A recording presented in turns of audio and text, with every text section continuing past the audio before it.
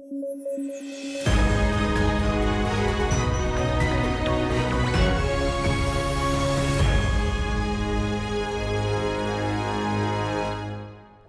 News at 9 programme में आपका स्वागत है। मैं हूं अमृत उपाध्याय। आइए जल्दी से देखें आज की हेडलाइन। COP28 में 63 देशों ने ली कूलिंग प्लेज। कूलिंग उत्सर्जन में भारी कटौती करने की है दुनिया की पहली प्रतिज्ञा। देश 2050 तक कूलिंग उत्सर्जन को 68% तक कम करने के लिए प्रतिबद्ध। संयुक्त राष्ट्र चार्टर का अनुच्छेद 99 चर्चा में। अनुच्छेद 99 से मिलती है महासचिव को विवेकाधीन शक्ति। महासचिव ने की इजराइल हमास युद्ध को रोकने की अपील। और पोम्पे डिजीज चर्चा में। एक दुर्लभ आनुवंशिक बीमारी है पोम्पे डिजीज। बीमारी का कारण है एंजाइम एसिड अल्फा ग्लूकोसिडेज की कमी। आइए खबरों की शुरुआत करें। हाल ही में अमेरिका, कनाडा और केन्या सहित 63 देशों ने चल रहे COP28 जलवायु शिखर सम्मेलन में कूलिंग उत्सर्जन में भारी कटौती करने की दुनिया की पहली प्रतिज्ञा पर हस्ताक्षर किए। ग्लोबल कूलिंग प्लेज देशों को 2050 तक अपने कूलिंग उत्सर्जन को कम से कम 68% तक कम करने के लिए प्रतिबद्ध करता है और उनसे निपटने के लिए कई रणनीतियों की रूपरेखा तैयार करता है। आपको बता दें कि कूलिंग उत्सर्जन वैश्विक ग्रीन हाउस गैस उत्सर्जन का 7% हिस्सा है और 2050 तक इसके 3 गुना होने की उम्मीद है। स्थिति और खराब होने वाली है क्योंकि बढ़ते वैश्विक तापमान के कारण बड़े पैमाने पर कूलिंग की मांग बढ़ेगी। इससे अधिक एसी और रेफ्रिजरेटर का उपयोग होगा जो कि अधिक कूलिंग उत्सर्जन का कारण बनेगा। आइए समझते हैं कूलिंग उत्सर्जन क्या है और इससे दुनिया को क्या नुकसान हो रहा है। दरअसल कूलिंग उत्सर्जन एसी और रेफ्रिजरेटर जैसे उपकरणों में उपयोग किए जाने वाले रेफ्रिजरेंट से उत्पन्न उत्सर्जन है। लंबे समय तक अधिकांश कूलिंग उपकरण रेफ्रिजरेंट के रूप में क्लोरोफ्लोरोकार्बन यानी CFC का उपयोग करते थे। 1985 में वैज्ञानिकों ने एक शोध पत्र प्रकाशित किया जिसमें बताया गया था कि वातावरण में CFC का बढ़ा हुआ स्तर अंटार्कटिका में ओजोन होल के लिए जिम्मेदार था। इसके परिणाम स्वरूप 1987 में मॉन्ट्रियल प्रोटोकॉल हुआ। इसमें CFC सहित ओजोन घटाने वाले पदार्थों के उत्पादन और खपत को रोकने के लिए लगभग 200 देशों द्वारा एक समझौता किया गया। बाद के सालों में CFC को बड़े पैमाने पर हाइड्रोफ्लोरोकार्बन यानी HFC और हाइड्रोक्लोरोफ्लोरोकार्बन यानी HCFC द्वारा रिप्लेस किया गया, लेकिन इनसे एक नई समस्या आ गई। हालांकि HFC और HCFC ओजोन परत को नुकसान नहीं पहुंचाते, लेकिन ये शक्तिशाली ग्रीन हाउस गैसें हैं। इसका मतलब है कि ये पृथ्वी को गर्म करती हैं। HFC और HCFC कार्बन डाइऑक्साइड की तुलना में सैकड़ों से हजारों गुना अधिक शक्तिशाली हैं। उदाहरण के लिए HFC 134a जो HFC का एक रूप है और घरेलू फ्रिजों में सबसे अधिक उपयोग किया जाता है, इसकी ग्लोबल वार्मिंग क्षमता CO2 की तुलना में 3400 गुना अधिक है। ये रेफ्रिजरेंट क्षतिग्रस्त उपकरणों या कार एयर कंडीशनिंग सिस्टम से निकलते हैं और वायुमंडल में पहुंच जाते हैं। HCFC का उपयोग फोम निर्माण उद्योगों में और एरोसोल उद्योगों में भी किया जाता है। वर्तमान में शीतलन उत्सर्जन वैश्विक ग्रीन हाउस गैसों का एक बड़ा हिस्सा नहीं है, लेकिन दुनिया भर में बढ़ते तापमान के कारण ये जल्द ही ग्रीन हाउस गैसों का एक बड़ा हिस्सा बन जाएगी। तो इसका समाधान क्या है? दुनिया पहले से ही HCF के हानिकारक प्रभाव से परिचित है। 2016 में 150 से अधिक देशों ने मॉन्ट्रियल प्रोटोकॉल में किगाली संशोधन पर हस्ताक्षर किए, जिसमें 2047 तक HFC खपत को 80% तक कम करने पर सहमति जताई गई। यदि इसे हासिल किया जाता है तो 2100 तक 0.4 डिग्री सेल्सियस से अधिक ग्लोबल वार्मिंग से बचा जा सकता है। HFC को चरणबद्ध तरीके से समाप्त करने में कूलिंग उपकरणों में इको फ्रेंडली रसायनों, जिन्हें नेचुरल रेफ्रिजरेंट भी कहा जाता है, इनके उपयोग को बढ़ावा देना शामिल है। इको फ्रेंडली रसायन अमोनिया और कुछ अन्य हाइड्रोकार्बन होते हैं। इन रसायनों में ग्लोबल वार्मिंग क्षमता कम या शून्य है। बिना एयर कंडीशनर के इमारतों को ठंडा करने के तरीकों पर भी ध्यान देने की जरूरत है। बेहतर वेंटिलेशन के लिए इंसुलेशन सामग्री में सुधार करना और खुली इमारतों का निर्माण करने से कूलिंग की समस्या को दूर किया जा सकता है। संयुक्त राष्ट्र चार्टर का अनुच्छेद 99 चर्चा में है। हाल ही में संयुक्त राष्ट्र महासचिव एंटोनियो गुटेरेस ने कहा कि वो अपने करियर में पहली बार अनुच्छेद 99 का इस्तेमाल कर रहे हैं। तो चलिए समझते हैं क्या है संयुक्त राष्ट्र चार्टर का अनुच्छेद 99। अनुच्छेद 99 का इस्तेमाल अभी क्यों किया गया और क्या इसका असर गाजा की मानवीय स्थिति पर पड़ सकता है। दरअसल संयुक्त राष्ट्र महासचिव एंटोनियो गुटेरेस ने इजराइल और हमास के बीच युद्ध विराम के लिए संयुक्त राष्ट्र चार्टर के अनुच्छेद 99 को लागू किया है।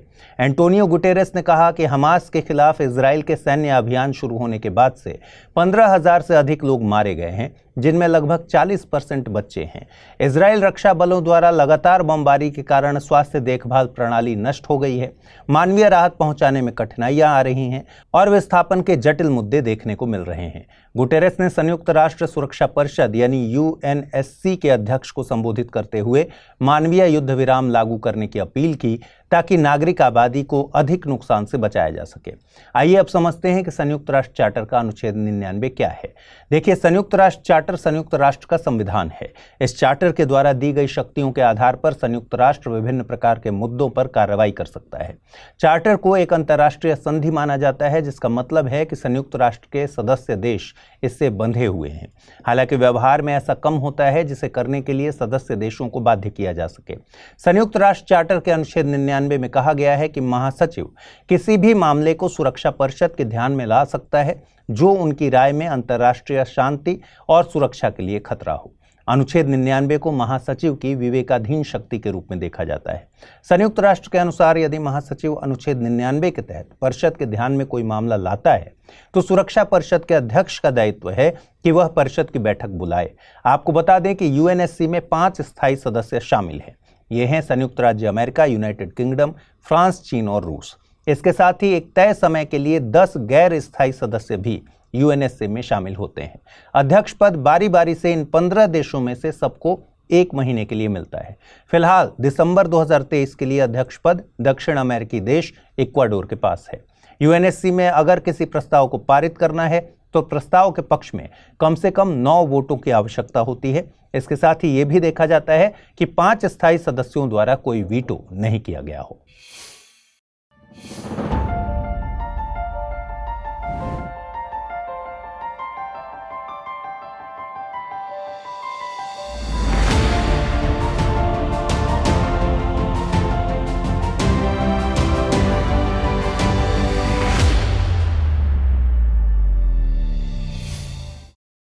आजकल पॉम्पे डिजीज चर्चा में है। दरअसल हाल ही में भारत के पहले पॉम्पे डिजीज रोगी की मृत्यु हो गई थी। तो चलिए समझते हैं कि पॉम्पे डिजीज क्या है, इसका जीवन पर क्या प्रभाव पड़ता है और क्या इसका कोई इलाज उपलब्ध है।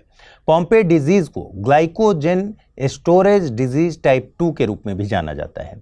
पॉम्पे डिजीज एक दुर्लभ आनुवंशिक बीमारी है। यह बीमारी enzyme acid alpha glucosidase GAA की कमी के कारण होती है। यह एंजाइम मानव शरीर में बहुत इंपॉर्टेंट रोल निभाता है। यह एंजाइम कोशिकाओं के लाइसोसोम के भीतर ग्लाइकोजन को ग्लूकोज में तोड़ने के लिए महत्वपूर्ण है। यह बीमारी कितनी रेयर है, आप इस बात से अंदाजा लगा सकते हैं कि यह बीमारी 3 लाख लोगों में से 1 को होती है।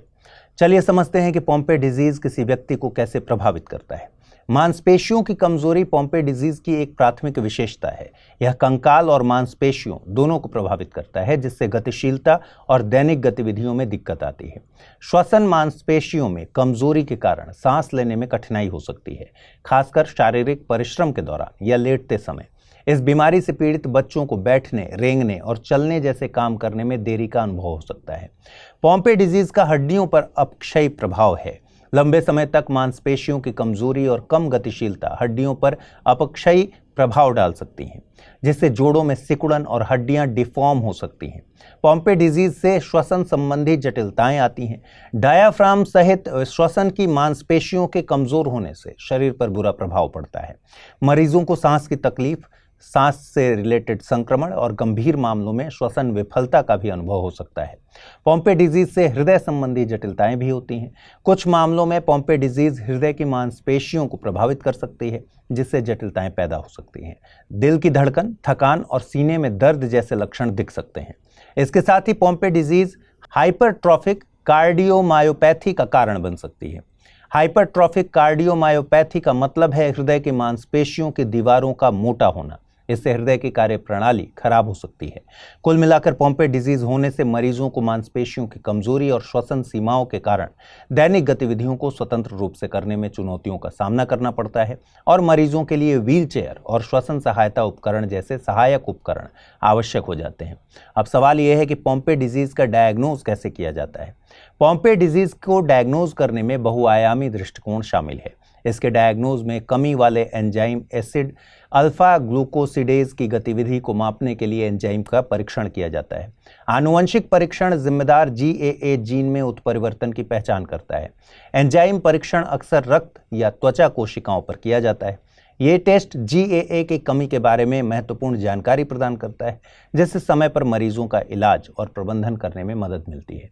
हालांकि पोम्पे डिजीज का फिलहाल कोई इलाज उपलब्ध नहीं है, लेकिन लक्षणों को मैनेज करने और रोगी के जीवन की गुणवत्ता में सुधार के लिए उपचार के विकल्प उपलब्ध हैं। ऐसा ही एक तरीका है एंजाइम रिप्लेसमेंट थेरेपी ERT। यह पोम्पे डिजीज का एक मानक उपचार है जिसमें शरीर में एंजाइम एसिड अल्फा ग्लूकोसिडेज की कमी को दूर किया जाता है। हाल ही में खबर आई है कि केंद्रीय मंत्रिमंडल ने तेलंगाना में एक केंद्रीय जनजातीय विश्वविद्यालय को मंजूरी दी है। आपको बता दें कि मंजूरी मिलने से पहले तेलंगाना की चुनावी यात्रा के दौरान प्रधानमंत्री नरेंद्र मोदी ने घोषणा की थी कि इस केंद्रीय जनजातीय विश्वविद्यालय का नाम समक्का सरक्का के नाम पर रखा जाएगा। आइए जानते हैं समक्का सरक्का कौन है, समक्का सरक्का जतारा क्या है और इनका तेलंगाना में इतना महत्व क्यों है। समक्का सरक्का को जानने के लिए एक स्थानीय मान्यता का सहारा लेना पड़ेगा। दरअसल समक्का सरक्का माँ बेटी की जोड़ी है। ऐसा कहा जाता है कि समक्का का विवाह पगिदिद्दा राजू से हुआ था। पगिदिद्दा राजू वारंगल क्षेत्र पर शासन करने वाले काकतीय वंश के आदिवासी सामंत प्रमुख थे। उनकी 2 बेटियां और 1 बेटा था। इनका नाम क्रमशः सरक्का, नागुलम्मा और जंपन्ना था। सरक्का को सरलम्मा भी कहा जाता है। जब काकतीय राजवंश के राजा ने कोया जनजाति पर टैक्स लगाया तो सामंती आदिवासी प्रमुख पगिदिद्दा राजू उन्हें भुगतान करने में असमर्थ थे, जिसके कारण राजा ने कोया जनजाति पर युद्ध की घोषणा कर दी और आदिवासी नेता पगिदिद्दा राजू लड़ाई लड़ते हुए मारे गए। इसके बाद समक्का ने अपने बच्चों के साथ युद्ध का मोर्चा संभाला। जब वो लगभग जीतने ही वाली थी, हमले में सरक्का और जंपन्ना की मृत्यु हो गई। किंवदंतियों के अनुसार ऐसा कहा जाता है कि समक्का बाद में चिलकला गुट्टा नामक पहाड़ी पर गई और एक सिंदूर की डिबिया के रूप में बदल गई। इस घटना के बाद कोया जनजाति और स्थानीय लोग समक्का सरक्का को देवी की तरह पूजने लगे और इनके सम्मान में समक्का सरक्का जतारा नाम से त्योहार भी मनाने लगे। जतारा का मतलब तीर्थ यात्रा होता है। आपको बता दें कि समक्का सरक्का जतारा दुनिया का सबसे बड़ा आदिवासी त्योहार है। देश में होने वाले कुंभ मेले के बाद समक्का सरक्का जतारा में भक्तों की सबसे बड़ी भीड़ जमा होती है। इसे अक्सर आदिवासियों का कुंभ मेला भी कहा जाता है। यह तेलंगाना के वारंगल जिले के एक छोटे से गांव मेदाराम में हर 2 साल में मनाया जाता है। विभिन्न आदिवासी और गैर आदिवासी समुदायों के करीब 1.5 करोड़ भक्त इस त्योहार में हिस्सा लेते हैं। त्योहार की भीड़ को ध्यान में रखते हुए समक्का सरक्का जतारा को 1996 में राज्य उत्सव घोषित किया गया था। चलिए एग्जाम पॉइंट ऑफ व्यू से कोया जनजाति के बारे में भी जान लेते हैं। कोया जनजाति तेलंगाना में सबसे बड़ी आदिवासी जनजाति समूह है। यह समुदाय तेलुगु भाषी राज्यों तेलंगाना और आंध्र प्रदेश में फैला है। कोया आमतौर पर खुद को दोराला सत्तम और पुट्टा डोरा कहते हैं। अपनी बोली में कोया खुद को कोयतूर कहते हैं। ये अपनी अनूठी संस्कृति, भाषा और परंपराओं के लिए जाने जाते हैं। इसके अलावा ये पेंटिंग, नक्काशी और बुनाई जैसे पारंपरिक कला रूपों के लिए भी जाने जाते हैं। कोया मुख्य रूप से आदिलाबाद, करीमनगर, वारंगल, खम्मम और नलगोंडा जिलों में केंद्रित हैं। ये पड़ोसी राज्यों महाराष्ट्र, छत्तीसगढ़ और ओडिशा में भी पाए जाते हैं। आइए जल्दी से देखें आज के रैपिड न्यूज में क्या है खास। हाल ही में IISER यानी भारतीय विज्ञान शिक्षा और अनुसंधान संस्थान भोपाल के शोधकर्ताओं ने जामुन के पेड़ का जीनोम अनुक्रमण पूरा किया। दरअसल सियाजियम क्यूमिनी, जिसे आमतौर पर जामुन या ब्लैक प्लम के नाम से जानते हैं, भारत में अपने औषधीय गुणों, फल और सजावटी मूल्यों के लिए लोकप्रिय है। शोधकर्ताओं ने औषधीय गुणों को अच्छे से समझने के लिए जामुन के पेड़ को चुना। यदि हम जीनोम अनुक्रमण की बात करें तो यह किसी जीव के जीनोम के संपूर्ण DNA अनुक्रम को निर्धारित करने की एक प्रक्रिया है। बीते दिनों कार्बन पृथक्करण में महत्वपूर्ण भूमिका के चलते डायल वर्टिकल माइग्रेशन शब्द चर्चा में रहा। डायल वर्टिकल माइग्रेशन एक विशिष्ट पैटर्न है जो समुद्री जीवों में विशेष रूप से ज़ूप्लैंक्टन में देखने को मिलता है। इस पैटर्न में जीव दिन के समय गहरे समुद्र में रहते हैं और रात होते ही सतह की ओर प्रवास करते हैं। ऐसा वह शिकार होने से बचने और भोजन प्राप्त करने के लिए करते हैं और इसी प्रक्रिया में ये जीव ऊपरी महासागर से पर्याप्त मात्रा में कार्बन हटाते हैं। प्लास्टिक कचरे में कमी लाने के लिए भारत सरकार ने राष्ट्रीय सर्कुलर इकोनॉमी रोड मैप जारी किया। यह भारत और ऑस्ट्रेलिया के प्रमुख अनुसंधान संस्थानों के बीच एक सहयोगात्मक प्रयास है। दोनों देशों का लक्ष्य अपशिष्ट प्रबंधन, रिसाइकलिंग नीतियों और पर्यावरण पहल में अपनी अपनी ताकत का लाभ उठाना है। इस रोड मैप का उद्देश्य प्लास्टिक क्षेत्र में भारत को एक चक्रीय अर्थव्यवस्था में परिवर्तित करना है।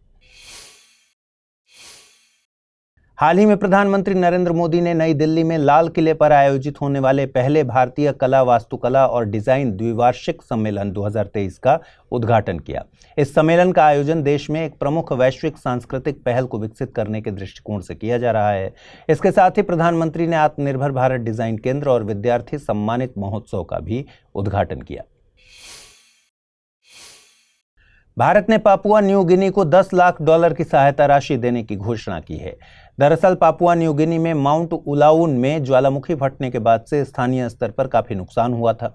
यह सहायता राशि पुनर्वास और पुनर्निर्माण के प्रयासों में मदद के लिए प्रदान की गई है। आपको बता दें कि पापुआ न्यू गिनी दक्षिण पश्चिमी प्रशांत महासागर क्षेत्र में स्थित एक द्वीप राष्ट्र है। इसकी स्थल सीमा पश्चिम में इंडोनेशिया के साथ मिलती है। इसके पूर्व में सोलोमन द्वीप और दक्षिण पश्चिम में ऑस्ट्रेलिया स्थित है। सेशल्स के मुख्य द्वीप माहे के एक औद्योगिक क्षेत्र में एक भीषण विस्फोट हुआ। इस विस्फोट ने माहे द्वीप के पूर्वी क्षेत्र को पूरी तरह तहस नहस कर दिया, जिसके बाद वहां आपातकाल घोषित किया गया। सेशल्स को आधिकारिक तौर पर सेशल्स गणराज्य के रूप में जाना जाता है। इसमें 115 द्वीप शामिल हैं। इसकी आबादी अफ्रीकी देशों में सबसे कम है। यह हिंद महासागर में स्थित है। आइए अब जल्दी से देखें आज के बुलेटिन पर आधारित क्या प्रश्न बन सकते हैं। पहला सवाल, पॉम्पे डिजीज से संबंधित निम्नलिखित कथनों पर विचार कीजिए। पॉम्पे डिजीज को ग्लाइकोजेन स्टोरेज डिजीज टाइप 2 के रूप में भी जाना जाता है। पॉम्पे डिजीज एक दुर्लभ आनुवंशिक बीमारी है। यह बीमारी एंजाइम एसिड अल्फा ग्लूकोसिडेज यानी GAA की कमी के कारण होती है। निम्नलिखित विकल्पों में से सही विकल्प को चुनना है। केवल एक कथन गलत है, केवल 1 और 2 कथन गलत हैं, 1, 2 और 3 कथन गलत हैं, कोई भी कथन गलत नहीं है।